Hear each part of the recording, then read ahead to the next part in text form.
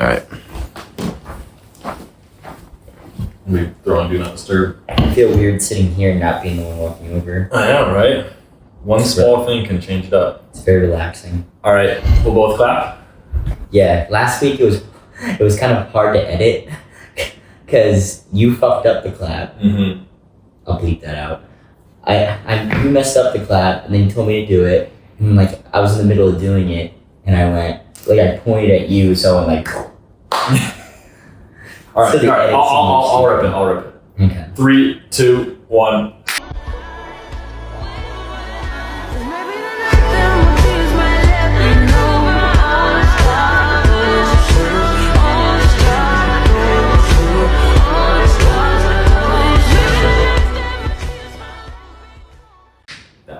That was. All right. Welcome back, ladies and gentlemen, to the Who Woulda Thought podcast. My name is Ethan, joined as always my co-host Nick. I am Nick. The big episode 10.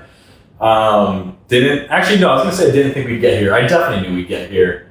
Whether or not I knew how long it would take us doing weekly episodes, I was only 11 weeks. Statistically, I guarantee you somehow we're probably in the 0.1% of podcasts to make it to 10 episodes. Yeah. Maybe I'll ask ChatGPT if you get into a conversation and I'm listening during the podcast, but I won't do it right now. But that would be interesting. Genuinely very happy that we're on episode 10. I think starting off, we didn't quite know where we were going to go with it, and I think we still are not quite sure. Nope.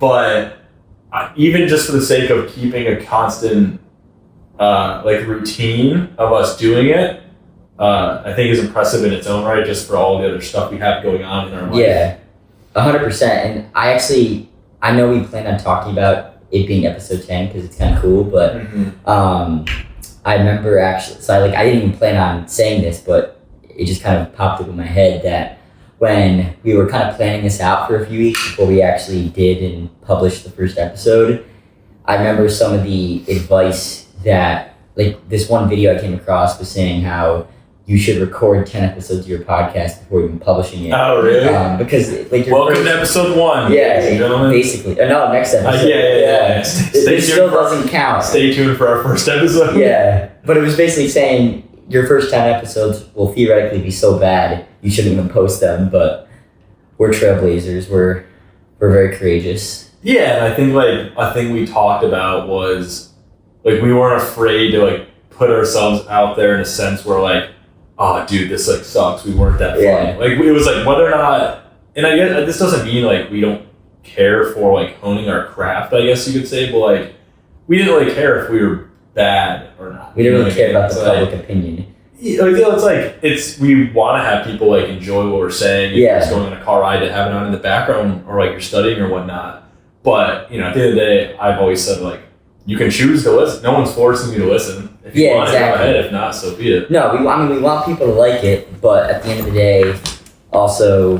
I'm just gonna get you a coaster. Oh, thank you. Wow. See, I'm horrible guess. Unbelievable. Well, yeah, I was gonna say I feel like I'm in a 5-star hotel. This is awesome, but thank you. That's what we do here. Hell yeah, but I don't know what I was saying. Shoot. Recording the podcast and where we wanted to go with it, and we want people to like it, but if you don't like it, it's not gonna ruin. We're not gonna lose any sleep over it. Yeah. And some of the TikTok comments do not like it, and I keep up the comments. We good or bad, we'll maybe at one point we'll compile the comments. Yeah. And we'll give our feedback to what people say. Yeah. One day I would like to do kind of a mailroom segment, as I like to call it, just reading people's messages, especially if they continue to pile up. It's regardless, it's hilarious. But and shout out Nick, he's the one that does all the clips on the Instagram and TikTok. A lot of work behind the scenes that I don't do. So thank you. Before you send a message that hates on us, it's going hard to work. Me. Yeah, 1, it's going to Nick. 2, I don't see it unless he shows me. 2, remember the hard work he puts in after his full-time job. I'm touched. Yes. With that said, it's definitely not top tier work, but it's work. Hey, yeah, puts food on the table, as they say. Oh yeah, definitely. Maybe one day. Maybe. All right, want to get into our weekend? Yeah. You go first. You always ask me. All right. We kind of switch things up with you starting the recording. True. Yeah. How was your weekend? Weekend was good. Me and Nick were together on Friday. My school is hosting an event at a local bar, so a few of our buddies went to that. And I guess I'll say, like, you know, buckle in, because this is a bit of an interesting story for how the night went. So, Years off. We were at the bar, and everything's good. We're all having a good time, and one of our buddies drove because he was heading back home. A few of us Ubered. And we decided, because the event was kind of winding down, we're going to go to a new bar. So Nick and one half of the group, with the guy who drove there, and me and the other half of the group were like, all right, we're going to Uber, we'll meet you there. We decided, me and our other buddy, we decided to let our other friend be the one to call the Uber. And this is where everything starts to go downhill, because goes off the rails. We shouldn't have let our one friend call the Uber. He sometimes is just a bit of like an aloof, and we get in the Uber and we're about to stop, and the guy says a name of the bar, and we're like, this is just not the right bar at all, and this is at the opposite end of town. And so we get out, and for some reason we convinced ourselves that we didn't want to get into the Uber just for money reasons, and so we said, screw it, we're gonna walk. And we start walking, maybe like 25 minutes. And I don't have socks on my shoes. I'm getting blisters on my feet. All of us are just like complaining at this point. But we're like, all right, at least we're going to get to the other bar and see Nick and the other guys there. And we get to that bar. And as we're walking up, the bouncer just looks at us, goes, nope, we're not letting anyone else in. I don't get why they do that. Like, yeah, I get that the bar's closing soon, but at the end of the day, unless you seem wasted to begin with, they shouldn't have any more trouble getting you out when it officially closes as they do anybody else, and they're just throwing away their opportunity yet maybe to get a few more sales before it closes. So I get it. At that time of the night, if you seem really wasted, and I didn't think you guys did. No, we walked. You could have thought like we were sober. I was gonna say you must have. Yeah, if you walk a mile and a half, you're probably sober as a nail. But yeah, that's crazy. I don't get it. Even to like, if it was anybody else. Let us know in the comments. Yeah, let us know in the comments. What do you think of that bouncer etiquette? But so the guy like tells us we can't go in. They're closing soon, which they were open at least for another half hour, 45 minutes. Yeah, you were standing there for a minute. And we're like, okay. There's one other bar in walking distance, and some of these guys are staying in my apartment, and I like wanted to be with them when we came back. So I'm like, let's go get a drink here and go play a game of pool until they're ready to leave. We go to the new bar. I get a beer, and I'm like, all right, finally I can just relax a little bit. I stand up with the beer, instantly drop the whole beer on the floor. Bartender asked me if I want another one. Wasn't quite sure if I was getting it for free or for not. And at this point in the night, I'm like, I'll just have a water. So don't even have a beer. We go to play pool. Me and my buddy are just playing terribly. Our third friend that was with us left to go back to the bar to try to get in. And the one who called the wrong Uber. And we're playing pool, like I said, we're playing awful. And then next thing we know, a woman from the back goes, sorry guys, bar is closing. We look over, we're the only two people in this whole entire bar. We have to throw the balls into the holes because we can't finish our game. That's brutal. We walk back over to the bar they're at, because it's like across the street. And we noticed that one of the, it's an outside portion of the bar, and one of the security officers was a friend of the buddy I was walking with. So we're like, all right, maybe he can just sneak us in through the fence. Like no one would see, harmless deed. And we walk up to the dude, he's like, nope, can't do it. Sorry guys. I'm like, I'll give you $10. Like, you're closing soon. Let me just see my friends. He's like, no. So what made it worse though, was there was just a fence. The only thing dividing us was like a gated fence. Like waist high, and Nick and our other buddy Brian are playing cornhole, and so we're just me and the two other guys, or the three other guys, are just sitting on the opposite side of the fence talking to them as they play cornhole. I was locked in too. He was locked. Nick was locked in, and like thankfully the bar was closing like within the next like 5 minutes. But this sight of just us being like gated animals outside, like just like having like, hey, over here, like maybe a picture I can maybe throw up the photo. Yeah, it is legendary. It went from being a great night to a night that was just like such a string of unlucky events that it just instantly became funny, and I couldn't even been upset at the end of the night. I was gonna say, you'll remember if it turned out to be an average experience at the place we were at. It's probably less memorable. You're probably not even. True. We went out Friday night. It was fun. Yeah, I guess the night ended up being different than what it normally is. And the funny thing is, from the beginning of the night, I don't know if I mentioned to you, but I wanted to go like sing karaoke at a bar because I hadn't done that. I've never done that. I've never done it either. So I'm like, that'll be fun. And for some reason, whether or not I talked myself out of it or I just didn't bring it up, that option just got thrown outside the window. And if I just initially brought that up, all our issues probably could have been fixed. But all in all, for me, it was a fun night. Nick had a good night too. It was good. Yeah, I would definitely do that. What would be your go-to karaoke song? Oh man, do you have one that you would say? Well, I think it's gotta be like, I feel like the best karaoke songs are quote unquote white girl music. I think maybe I do like a Bruno Mars, like lazy song, like Grenade or yeah. I catch you. Marry You. Yeah. I'm thinking even more classic, like NSYNC or Backstreet Boys, or it's got to be something super. Everyone in the bar can like vibe to. Yeah, just a vibe song. Yeah, that gets you jumping up and down, or at the very least, bobbing your head. You can't be really rapping. I feel like. We have a buddy who, whenever he does karaoke, he just decides to sing Pitbull. That's a good one too. I mean, yeah, it's just like I don't know if it works though as a karaoke song. That's like too for him, yeah. But I think it's like too much energy, where like you can't replicate that type of energy for what that would be in like a concert form. Yeah, if that makes sense. To be fair, I mean, it's a performance, so I mean, it's all on the singer. Really, the song is as good as I feel like. How much you put out there? You make it. How even if you're not per se getting the audience involved, but but like on purpose. But if you're trying to if you're being funny or entertaining, that makes them entertained, and it just kind of you gotta bring it somehow, whether it's voice or dance moves or just being you gotta bring it. Hooligan. Yeah, you can't just.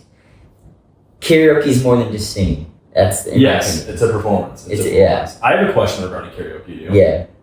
What do you think about a person who does karaoke, has like a phenomenal voice, but does like multiple songs in a row? Are you like, they sound good, let them go? Or is it like, dude, this is like a weekend karaoke, like sing your song, get off the stage.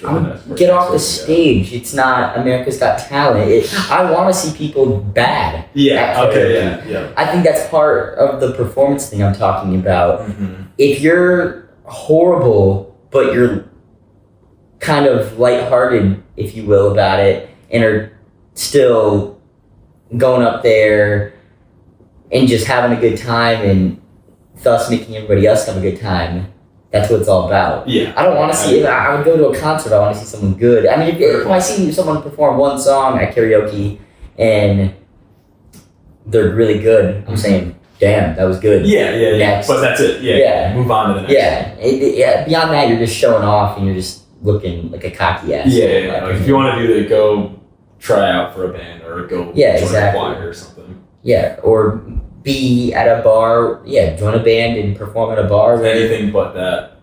Yeah, get your song out and go. It's maybe like circle back maybe every fifth or something. You gotta let people in the scene, I think. I mean, if no one else is volunteering, then sure. But if people want to go, get off. It's karaoke's for the people that like to sing in the shower but have horrible voices. That's really what it's all about. And sound especially worse after like a few more drinks. Yeah, but I think everyone when they do karaoke thinks like there's or maybe if you're drunk, you probably think you sound really good. Or there's like a part of you like I think I sounded decent, and then you hear it back and it's like, oh my god, like you couldn't have sounded worse. Yeah. Like when I hear it, when I like film videos at like a concert, and I know so many people can relate to this. One, when we film videos at concerts, 99% of the time we're like never actually gonna look back at that 3-minute video of like a song being performed. Total waste of storage. Two, for me, like when I'm recording, I'm always like singing the song, And I'll go back, and if I do look at a video and I like watch it, I just hear myself in the background like screaming, singing, and I'm like, this just ruined the video. I can't hear the performer. I just sound awful. It's rupturing eardrum quality. Oh yeah, I mean it's just like I'm almost like inaudible. Like yes, at that point, that's brutal. But so yeah, that was our Friday night, I guess. Yeah, and karaoke could be a future Friday night. We'll save that for another Friday. Yeah. What about you? Rest of your weekend? Anything interesting? Mine was pretty dull. Mine was very dull. We were up late Friday night, so I slept really late on Saturday. Went to the driving range and ended up getting persuaded into playing a full round while I was at the course. Oh, but it was a free round. Shout out to the person, or the people, I should say. It was 2 people that got me the free round. Shout out to them. Ended up playing pretty well, actually. I actually feel like when I'm tired or had just like a long night out or something like that, I usually play golf better because I don't have the energy to even try to overswing. Oh, okay. So I always feel like when I'm tired like that, I actually play my best golf, and I broke 50, which was shocking for me. Wow. And it was a really ugly breaking 50. No one sees the swing; they just see the number at the end of the score. A lot of the 2 people I was with saw the swing, and I think they were both like, "You scored under 50," and I swear I did. I think I may have used 1 breakfast ball, but besides that, it was completely legitimate. And no gimme putts? No, I don't think so. It was just a lot of me using like woods off the deck and just hitting like worm burners. So they didn't look pretty, but they were going 100 yards. And then my short game was pretty good. But the thing is, like, when it comes, like, and I used to be like half decent at golf, swings awful now. Don't even want to go there. You basically quit. But it's a shame. I'm trying to come back. I actually need to get lessons. My swing's that bad. Like, I had my brother look at it. I actually need lessons. It's like chronically bad. But besides the point, like when it comes to like breaking 50. If you like look at it from a hole by hole stance, you don't need to play that well. You just need to not have like a blow 1 or 2 blow holes, and you can. I mean, it's very, very breakable for like very or average Joes when it comes to golf. It's basically bogey golf with I think maybe 2 or 3 double bogeys. Yeah, exactly. If you look at it like that, it's like, oh, I can do that. Yeah, it's just you can't have the blow up holes. You can't have a 9 or a 10. That'll ruin you. No. Those everything you do on those holes, just like nothing can go right. The last place it goes is in the hole. Yeah, honestly, for the most part, that's even besides even if I'm not having a blow up hole, I swear a lot of times I'm golfing and I'll end up getting a double bogey, which isn't horrible. But I could have easily got a par or like a bogey. Mm-hmm. But there'll be a sand bunker. Just random sand bunker. It's not random, it's placed there for But I don't know. As a former worker on a golf course. Okay, do they do calculations to say, okay, a lot of like a certain percentage of shots will go here probably naturally. Probably. So okay, I guess that maybe it just seems random, but sometimes I swear I'll hit it and it'll be like a nice looking shot and it'll just happen to hit even like a branch or something like that. Branch, like a random branch. I can't say for that. And, that's put there for a reason. Like how does that happen? But sometimes you just get unlucky. But no, sand pits, that'd be interesting to look into. But I bet my best dollar that they're like statistically people hit this far on drives with certain slices or fades to hit a sand bunker.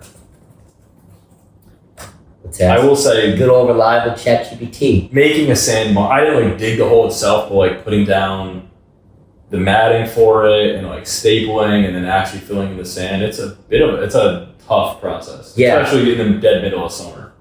Yeah, I know the course that you worked at. That took a while. Yeah. Just from kind of observing from afar. And it seems working on a golf course is fun though. Like especially at the course I worked at. I'll say this briefly, but like it was like a 27-hole course, and like you need it to be in like pristine shape. So even the smallest thing, like weed whacking trees and anything that has weeds growing on the side of it, like needs to be done like every other day basically, because obviously how fast weeds grow. So I'd clock into my phone. So there'd be days where I'd clock in, don't even see anyone, hop in a golf cart, throw in like 5 podcasts, and just grab a weed whacker and just don't talk to a single person the whole day. Weed whack for 8 hours, come back, park the car, don't say anything, walk out.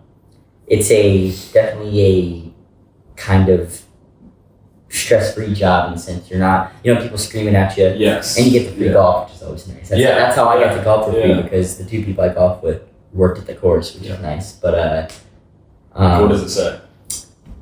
It just says they place it around greens, near greens, so people have to be strategic about what clubs they use and stuff like that.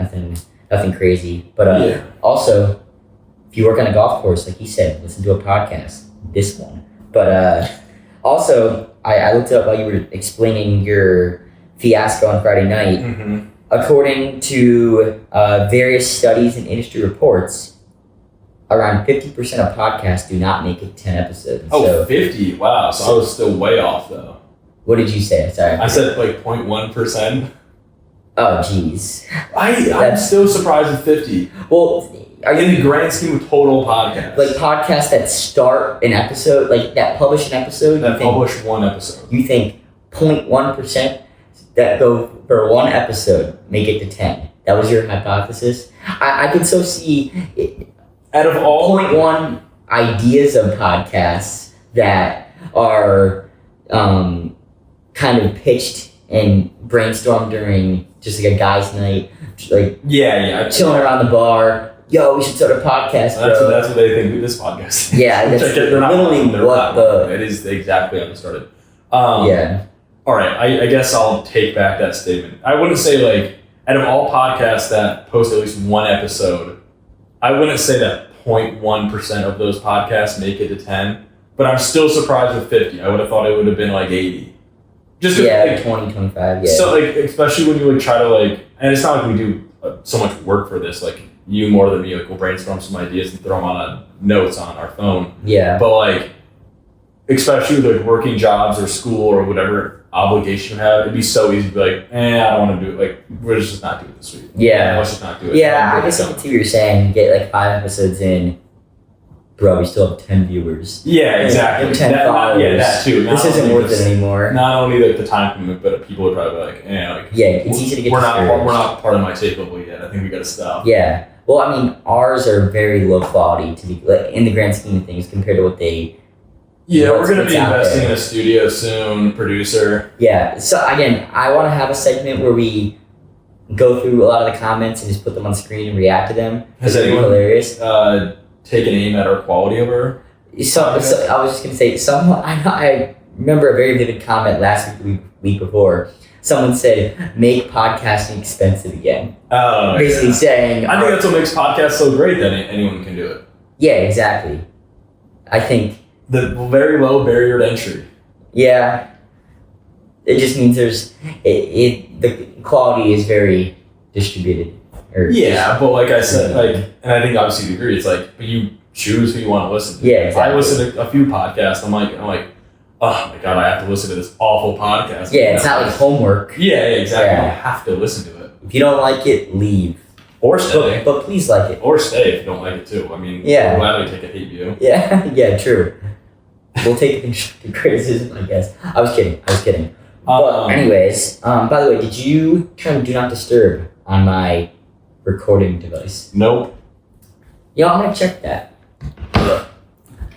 As Nick checks this, a topic I think we're about to get into is, I want to start with this. I don't know why, but we're going to talk about Outer Banks because I think everything that surrounded that, especially like our age demographic of people in their like early 20s, late teens, with that coming out and like COVID and whatnot, it was like an interesting time, and especially maybe it was just our group, but I think it was like throughout the country, just like a TV show that kind of like took us by storm.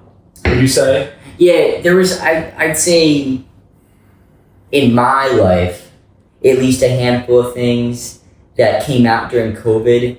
And since it was just such a weird time and there was so little going on, that when they came out, whether it was expected or not expected, like Outer Banks, it kind of was just, I'm not sure if revolutionary is the right word, but it just kind of transcended all the chaos and the abnormality of life, like in that time. And this was kind of one of them. It just kind of, it was just a TV show, and it just kind of was something that at least we really enjoyed. I know a lot of other people did too, and it kind of distracted you and made things seem a little bit more normal than what actually was going on. Yeah, and I guess for those of you who haven't watched it, I'd say it's a good mix of like, it's real life. It's not like animated or anything. It's a mixture of like Scooby-Doo / like Gilligan's Island. I think I've heard people say. I think of it as an adult version of the Goonies. Yeah, the Goonies. Maybe that's what it is. Yeah, that's how I always describe it. It's a treasure hunt. Yeah. But it's a treasure hunt amongst teenagers. They're high school. They're not really kids anymore. Yeah, they're high schoolers looking for treasure, but there's a lot of like violence and kind of I'm gonna kill you type stuff going on. Yeah, they're like hunting for gold, and the one dude's dad was a treasure hunter, and like he allegedly like passed away. But I think like what added to it too, and tell me if you agree with this, was the fact that like we were all bunkered down in our house, and then we see a show where they're doing like they're going everywhere, running around different countries, like blah blah blah blah blah.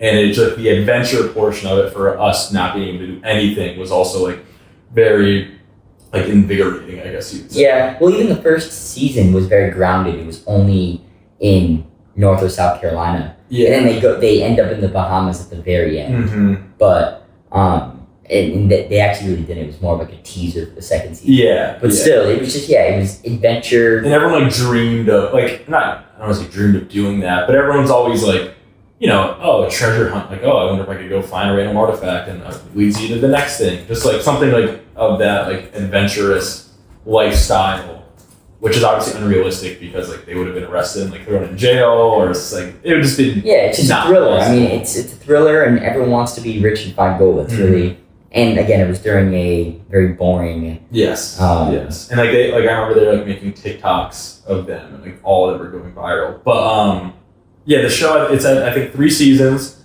and it's held its viewership for the most part. Some people kind of got disinterested because it kind of went away from the original plot. But they're coming out with a 4th, right? There's 2 seasons coming out. Did you watch the trailer? I did. I did not. So what's it was more of a teaser than a trailer. Okay. But I think the general, I can actually, I'm going to play it right now. I can put it on the screen. Are we allowed to do that? Actually, I don't know. We want. Okay. So anyway, can't get copyrighted. Yeah, I don't want to get copyrighted. We actually get copyrighted on most of our episodes from the music I put at the end, but it just says it doesn't like take it down. It just says minimally restricted or something like that, somewhat restricted. Okay.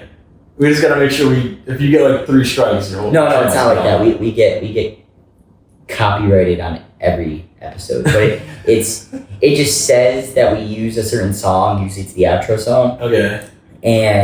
But it says it's allowed in this region. I think in regions it's not allowed. It just won't show. Okay. Our podcast, and like say it's not allowed in like England. It won't show the podcast. We're not going global with our reach. Yeah. Well, when we go nationally famous, we'll be able to afford to pay for the rights to the song. Okay, yeah. And then we'll book rights. Yeah. We're starting off grounded like season 1. We're hindering ourselves on purpose by containing our we're focused. We have our one target audience, USA, and then we'll go abroad. Yeah. Exactly. One country at a time. Like Outer Banks. What was I looking up? The premise of the 4th season. Oh, I don't even know. I was just saying we can't show it. Yeah. The premise of the 4th season is basically they found the gold at the end of last season. Spoiler, sorry. I'll put it on the screen. But anyway, and I think they were basically saying, I thought we were out of the game, but I guess we're not. And I think they're going after another treasure. Okay. And I know John B says something to the effect to JJ, like we could lose everything. Oh no! Oh god, it's all possibly gone. Yeah, I think he meant more metaphorically. Well, it makes sense. Could they were like in harm's way, so they could lose everything. They're gonna lose what they got. Maybe, I don't know. They lose like a goal. They gotta go find it back. I mean, it makes sense. We can't just like assume that they're gonna be like mentally and financially stable if they're just rich people now trying to find treasure. Like that's easy. Well, I think I don't know what the deal is. The first clip is literally John B holding this fat piece of gold. Yeah. So I think they're fine, but yeah, you never know. Should be interesting. And we were talking about this before as we were kind of planning out what we were going to talk about, but first part of season 4 comes out October 10th. Second part comes out November 7th. So only about a month apart.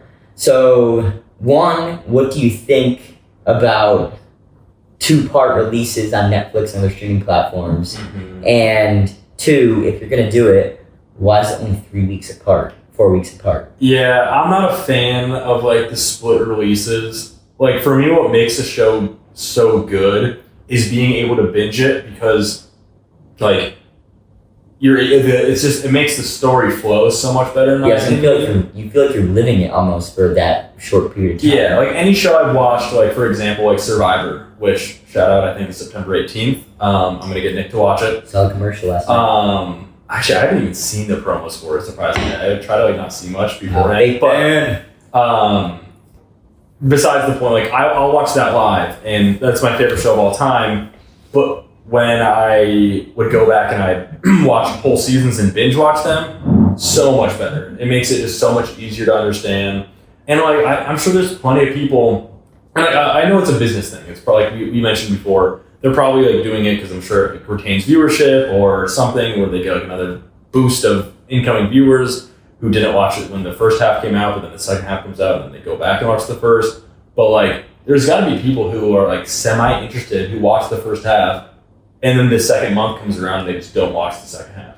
Yeah, I mean, I've probably never done that, but But think if it was a show that you like kind of cared for, you're just like, there's something going on. I feel that, and yeah, I don't know. I mean, in that same regard, I feel like in shows that I really like that I binge watch, I almost get into like this flow, and like I said, I almost feel immersed into it when I'm. It's like you go to bed like dreaming about it, like you like. It's just like you're thinking, oh my god, what's gonna happen next? Yeah. But then when you have this pause, it's okay. Because if it comes out October 10th, I bet you I'll be done with it by October 13th or 14th at the latest. Yeah. When Cobra Kai came out a few weeks ago, and it was the same deal. But this one, it came out a few weeks ago, maybe more than that at this point, and that doesn't come out till I think mid to late November. So there's like multiple months in between that, which is interesting also. But I was like in this kind of groove. I was really enjoying it, and it's just like, okay, now I have to wait. And it was just a cliffhanger. It's just I could get maybe a week or two max, because that could build up suspense. Like, say you release the first half, and like during that half, like all the actors are doing like press tours and having interviews, and people on like social media are like talking like, what do you think is going to happen? And it's this big suspense build up for like a final episode or something. You know what I mean? Yeah. I feel like that works for weekly releases like Survivor.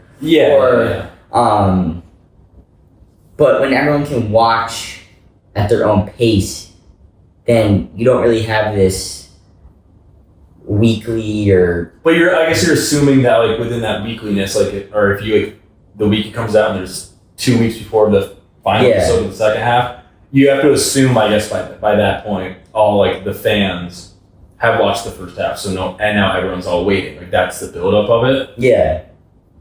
I don't know. I'm not a huge fan of it. Some shows like go like weekly, where they release like one episode a week. And that's like Survivor.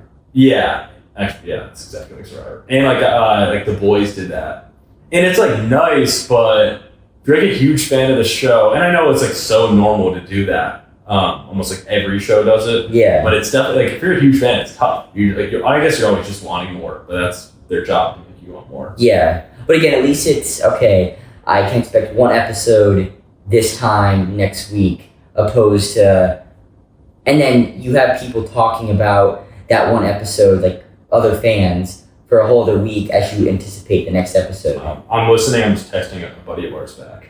Sounds good. But when you release 5 episodes twice, it's okay.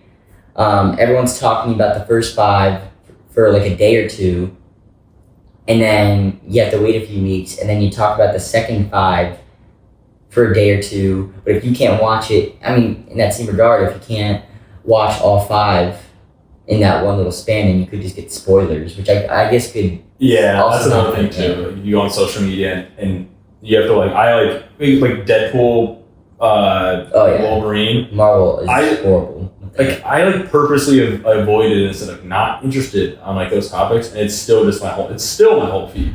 And I've stayed away from it, but it's annoying having to look away as you scroll. But, yeah. I don't know. I think for those who have watched Outer Banks, I think they'll find it interesting that the next season's coming. Just to see where it goes. I don't care. And it always, definitely still gonna watch. It's fun. It's a good easy show to watch. And I think like I mentioned, those who are in the same demographic age wise as us, it just brings you back to a memory of wow, remember when we were all locked down, and that was our it's crazy. Not a guilty pleasure, but that's what would partially got us through. It's also crazy that was almost 5 years ago now. 5 years ago this coming March. Wow. Yikes. We're getting old. I remember thinking wow, this is it. This is our new normal. Walking around all day with the mask on. Yeah. I didn't know what to think. It was just so weird. There was a part of me where I was wow, the rest of our life is going to suck. Yeah, basically. Yeah, I mean, it was just a very uncertain, confusing time right around the time season 1 of this came out. And it kind of, TV obviously has been around our entire lives and most people's entire lives. Mm-hmm. So, and just the idea of a popular show that everyone was talking about made things feel normal again, which was part of the reason why it means a lot to a lot of people, and just people enjoyed it so much and have a lot of fond memories of it. But also, I'm not sure if you've ever seen Ted Lasso. Surprisingly, never watched it. You would like it a lot, and they ended the 3rd season as if it was over, and that was kind of the consensus opinion or just thought amongst everybody. Yeah. And it just got announced surprisingly 2 days ago that they're renewing it for season 4. Oh, really? So I'm hyped for that. Wow. That's maybe my favorite show ever. Oh, really? And and Outer Banks is also up there, but I wonder if Outer Banks would hold its popularity if it didn't come out the time it did. I think it would. I don't know. If it didn't come out when we were all bunkered down and whatnot, couldn't do anything, and we were just looking for anything to entertain ourselves, if it would hold that popularity if it came out now. I remember, again, just being so bored and starting to see a few TikTok trends about it. Didn't think much about it. The trends didn't really catch my eye. I kind of just scrolled past them. But then I heard rumblings about it. Before it came out, or No, after it came out. Oh, okay. I think it was a week or two after it came out. I didn't watch it right away. I think it came out and we all watched it a little after. I think you're right. Initially, it wasn't right away. It wasn't oh my god, I'm waiting for this release. Yeah, because it's not. It was the cast is all new people. Yeah, they were a bunch of, for the most part. Yeah, I don't want to say nobodies. I would say up and comers that a lot of people were unfamiliar with. Mm-hmm. So it wasn't something that was very anticipated, but again, the lack of competition for other things to do, I think helped. But it's a good show. It's interesting. So I definitely think it could have. And TikTok's still massively popular, if not more popular. Yeah. And like I said, I kind of heard of it on there for the first time, or at least that was part of it. So it definitely could have gained popularity still. I'm trying to think of a good segue to NBA Hall of Fame, but I can't. Oh, I was gonna say, well, we could, before we even do that, good segue to another TV show topic, but not actually with the TV show. Wendy's is apparently releasing the real life Krabby Patty. I don't know what that means. Isn't it just a burger? Yeah, Krabby Patty is just to take like a meme almost. It's the sales are going to go through the roof though somehow. Oh yeah. Even if they change nothing. Dude, I got the Wendy's Krabby Patty, bro. Well, think about going to Wendy's and be like, can I have one Krabby Patty? Even just asking for it in itself, I think is just really funny. I'll do it, 100%. Yeah, honestly, it would almost be just as funny, if not funnier, just to go to McDonald's and now. And ask for it? Hey, can I get a Krabby Patty, please? I wonder what they do. They probably think of something to just give you a Big Mac, a McDouble. McChicken. Yeah, what the hell is this? Yeah, filet fish. Funny story regarding a Krabby Patty. When I was younger, elementary school, when my mom would make, I did not eat burgers for some reason. I love burgers now, but wasn't a huge fan when I was a kid. If my mom was making burgers, I would not eat them. Yeah. But I would eat them if I asked her or if she told me that she was making Krabby Patties.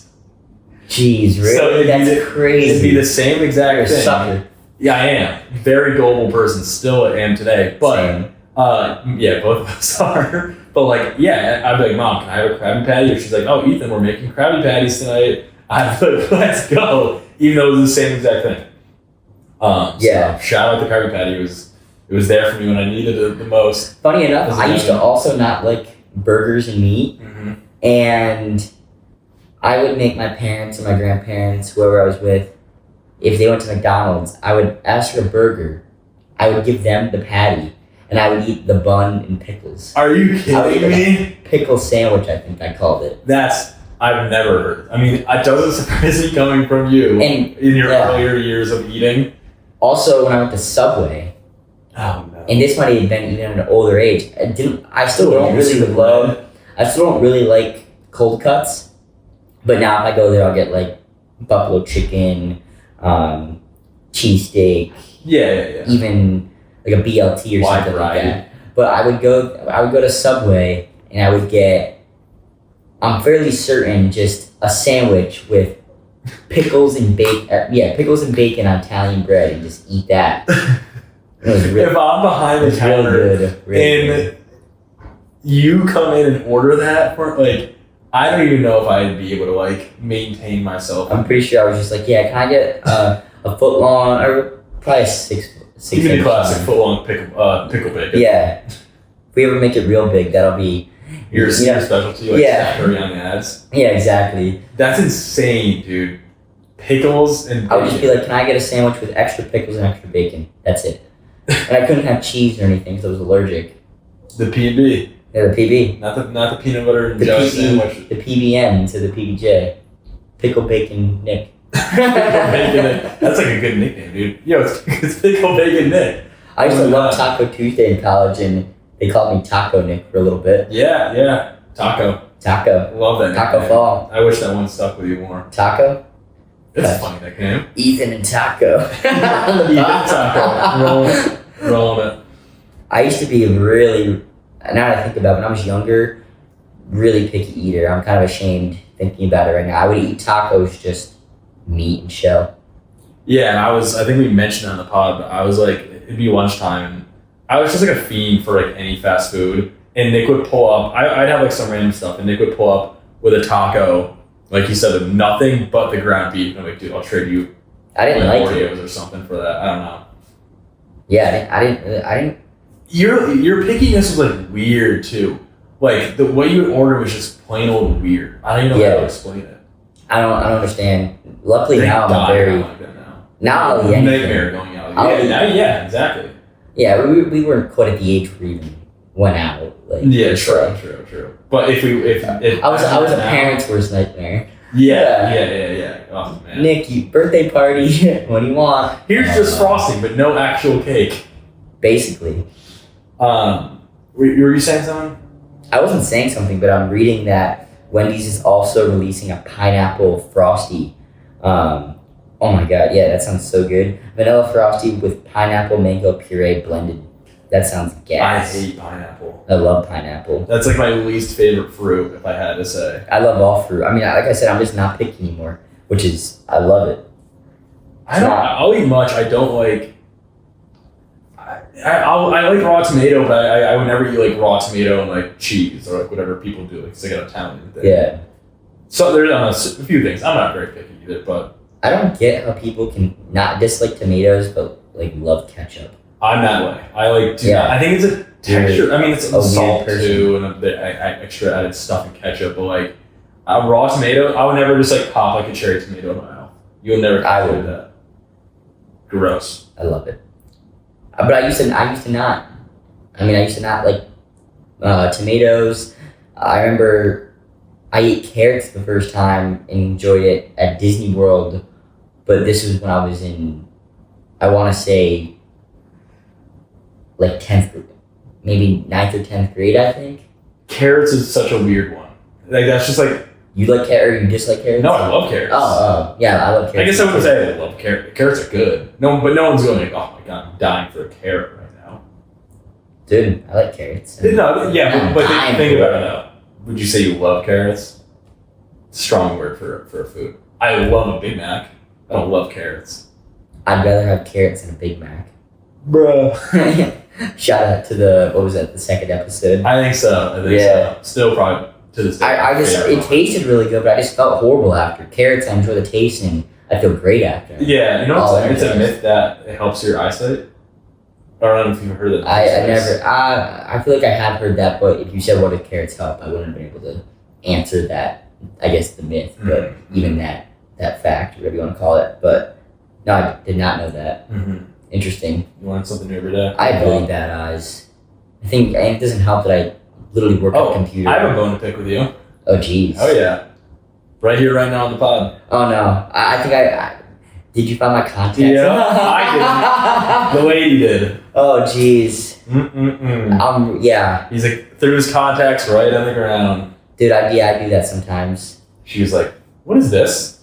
And instantly I knew. I mean, it was by process of elimination. Did you act dumb? No, of course not. Wow. Instantly threw you under the bus. There was no acting dumb. It was, who else could have been? Ryan have contacts? No, he's great vision. Damn. Some would say even perfect vision, yeah. I'm lucky for you. Damn. This is a public apology. I'm sorry. Yeah. We'll see. That's a really bad. Make it up later when we cook dinner. I'll clean up the dishes. Oh, how sweet of you. Yeah. But yeah. All right, maybe final topic of the day. And this is very controversial because I see posts with numbers flying everywhere.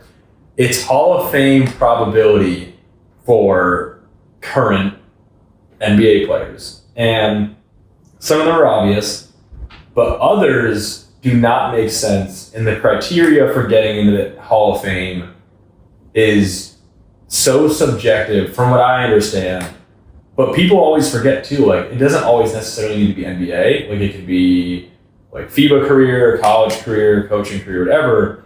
But who's the player that we want to start with? You had one highlighted. Well, we were talking about Drew Holiday on one of the first episodes of the podcast, and I'm trying to get this link to load, and it's just not. But I'll just go to the.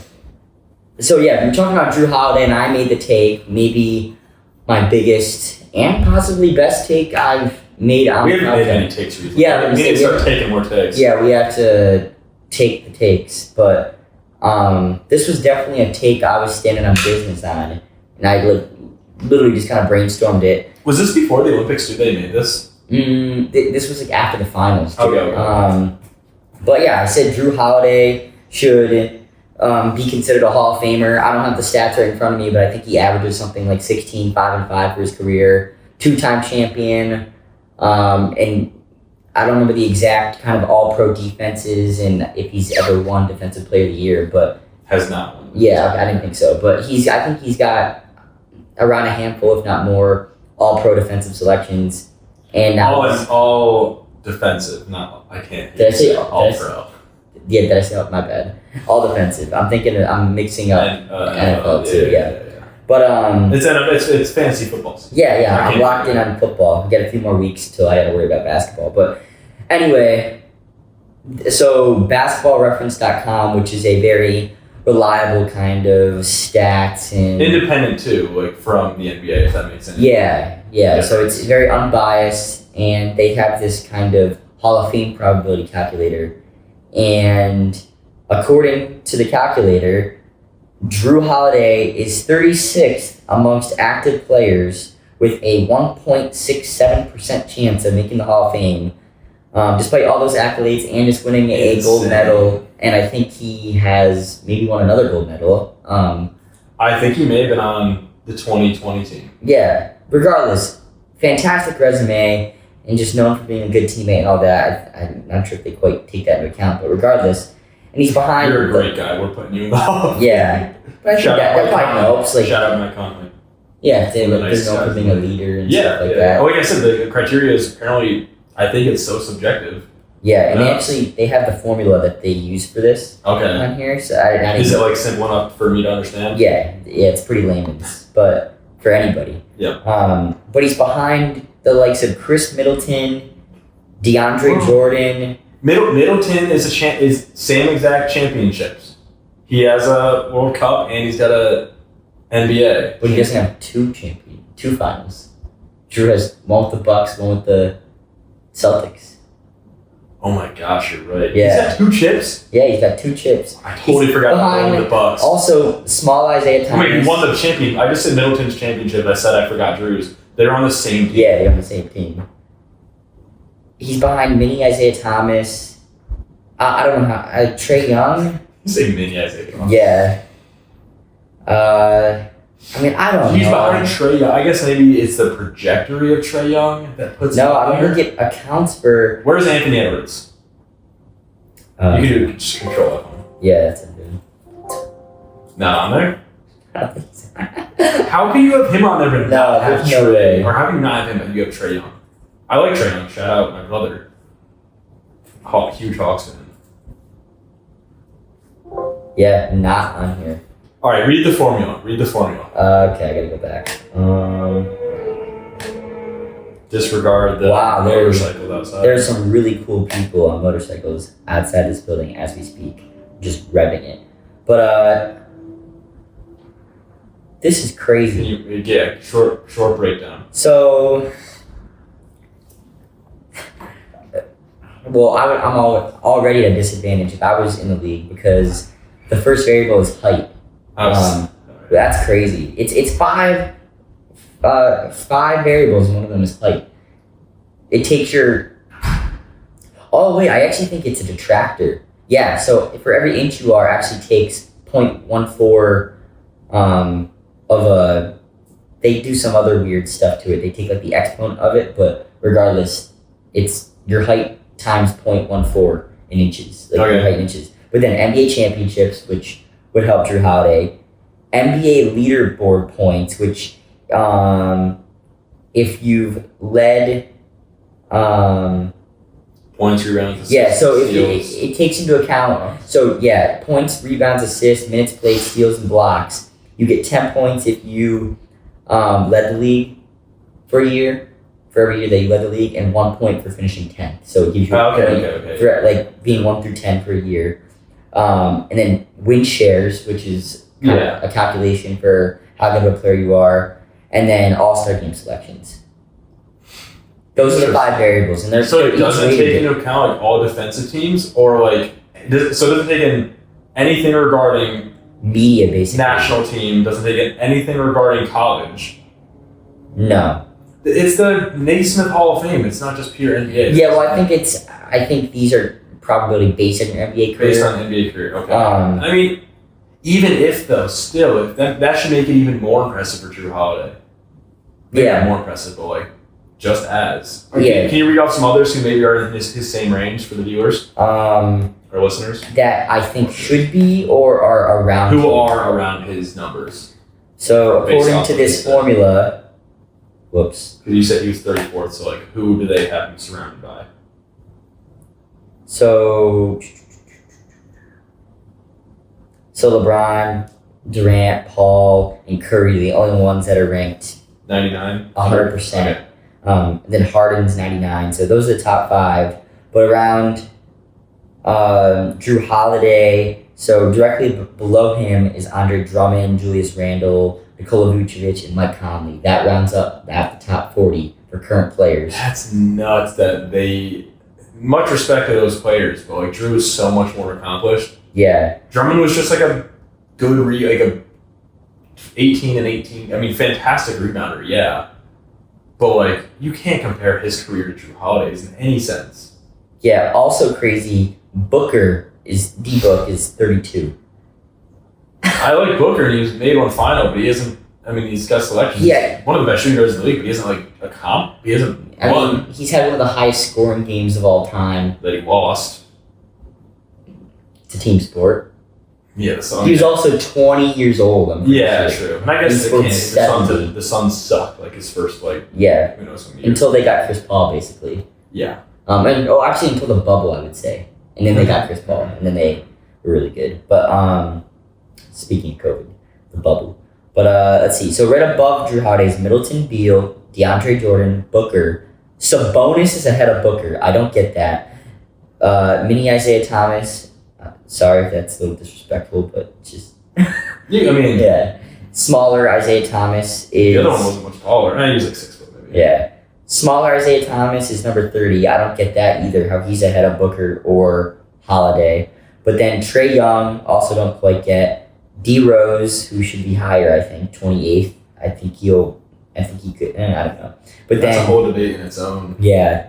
Spida, Donovan Mitchell. Donovan Mitchell's higher? Yeah. Than Drew Holiday? Yes. That might I love Donovan Mitchell. Yeah. He's a great shooting guard. That might be crazy. But he hasn't done anything. Other than a few All-Star games, right? Yeah. He's probably he racks up points. He's done nothing he made it to the first or second round on the Jazz, and maybe made it the first round with the Cavs. That's insane to me. Cat is right above. Well, that makes sense. And then Al Horford and Rudy Gobert. Rudy, 4-time defensive player. Yeah, that'll be it. Cat is tough. He doesn't really have too many accolades to go with him. Rookie of the year. Couple All-Stars, decent playoff performances recently, but I mean, that's like, I don't know. I'd love to hear from like the committee selection or the board that decides who gets put through or the votes or whoever it gets decided. Like, any reasoning for why Drew Holiday would be there. Yeah. Well, on this list, it's a formula. No, I know.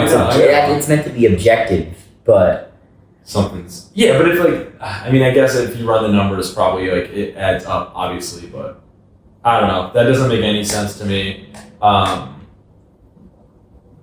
It's going to be interesting in the next 10 years to see who gets put in, because the NBA is flooded right now with, and great for viewership, flooded with so many top tier talents.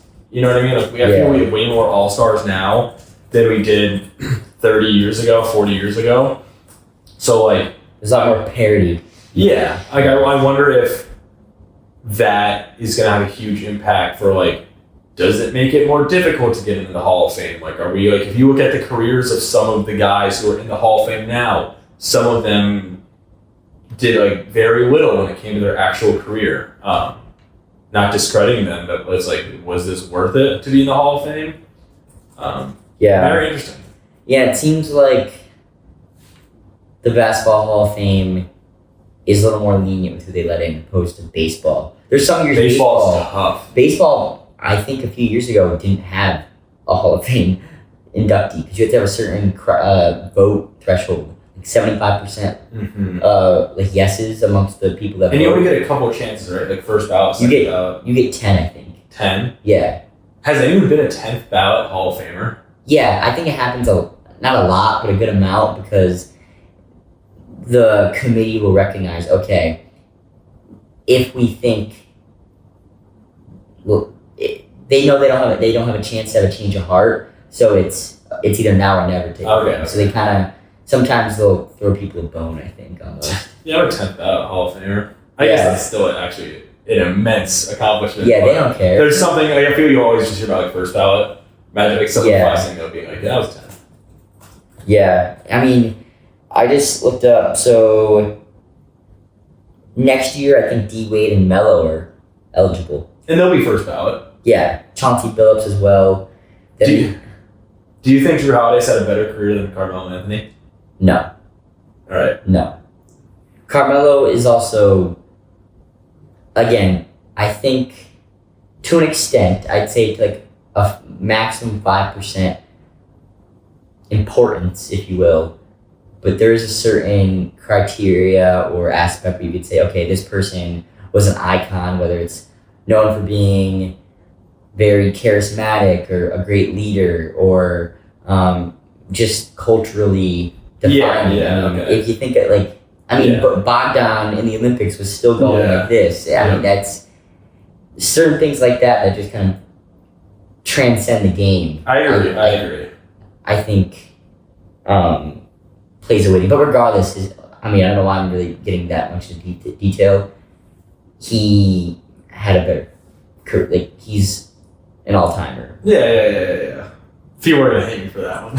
I'm not saying. Yeah, I mean, what do you think? No, I think Melo did too. Oh, okay. I think it's more recency bias with Drew Holiday if I were to even compare the two. But there's always rumblings of people saying like, "Oh, Melo is overrated" and whatnot. Yeah. It always also comes down to like, how much do we value a ring? I value it pretty damn high. I do too, and that was, like I said, the top weighting in this formula or model, whatever you want to call it. But at the same time, it's not like Drew Holiday was the number one option.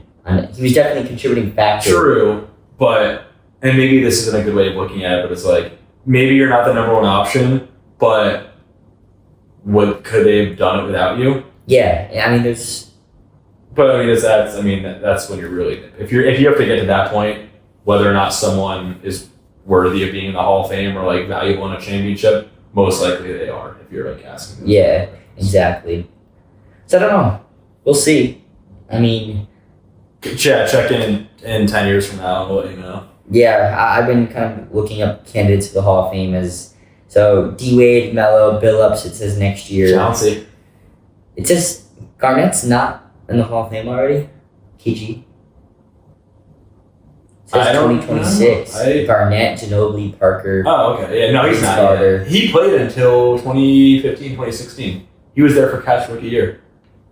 Yeah. I mean, that was... 10 years ago. I don't know. I'm not sure if I trust this. I'm literally using ChatGPT for this. But regardless, I mean, we'll see. Should be interesting. I wouldn't mind going to a Hall of Fame ceremony at some point. That'd be cool. Fun. I personally think this is also a hot take. I love sports. Hall of Fames are overrated. Every time I go, I don't even get excited anymore. I'm usually there an hour, and all of them I have to drive multiple hours to get to. And every time I go, I'm there an hour, and I'm bored. And they are overhyped. I'd rather go to a game. Oh my god! Yeah. Obviously. I don't know. I guess I don't know what I'd be expecting more of at a Hall of Fame. Like, you're just gonna see like memorabilia and stuff.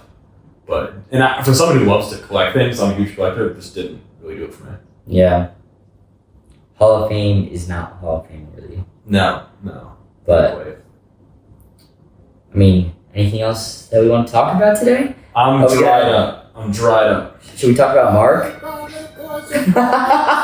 Let's give him a shout out. What's his username? Mark Anderson 8, 1.1 million followers on TikTok. I guess he doesn't even really need a shout out. He doesn't. Yeah, we need a shout out from Mark. Mark Anderson 8 on TikTok. He sings himself, or he records himself singing songs, and he does intros to WWE wrestlers and more than that. Yeah, he sings everything. He's got a great vibrato. Me and Nick were huge. And we'll check in every now and then. We're huge WWE fans back in the day, and so his twists on some of the intros are fantastic. The guy, he'd be unreal. I told Nick before this. The guy, I don't know if he does it. He'd be unreal in like opera. Shout out to Mark. We'd love to have you as a guest in the pod, but I mean, create like an intro for us. I bet we could. Probably not. It's too big. It's too popular. Help us, please. But no, people like him are low-key brilliant because it's something so simple, but it's hilarious and entertaining. And yeah, you don't need much. He's getting the job done. Popular. He's working a lot less hard than us. And well, that's not necessarily. That's not taking Well- for granted. He's probably had to work years to work. true. Yeah. I just mean each individual piece of content is just him going. It's just him singing, and it's awesome. I love it. It's Sometimes it's the simple. yeah, that's what I'm saying. Like that's what I admire about Mark Anderson. Shout out Mark. Yeah, shout out Mark Anderson. Honestly, I'm just gonna get right into it. Shout out Mark Anderson. Shout out you all for watching. It's been a great 10 episodes. We're looking forward to the next 10. I actually meant to say to you, when I was making like the TikTok vlogs, right around 10 is where I got bored. But hopefully it doesn't happen to us. We're powering through. Yeah, we're gonna power through it. We have each other to motivate each other. I had no one. It was just me, myself, and I. Shout out G-Eazy. Yeah, shout out G-Eazy. Shout out all of you again, and we will see you next week. Who knows where it'll be? Who knows who it'll be with? But we're looking forward to it. Yeah, maybe we'll have a guest on. Yeah, maybe. We'll talk about it. Yeah. Peace, everybody. See ya. 1, 2, 3.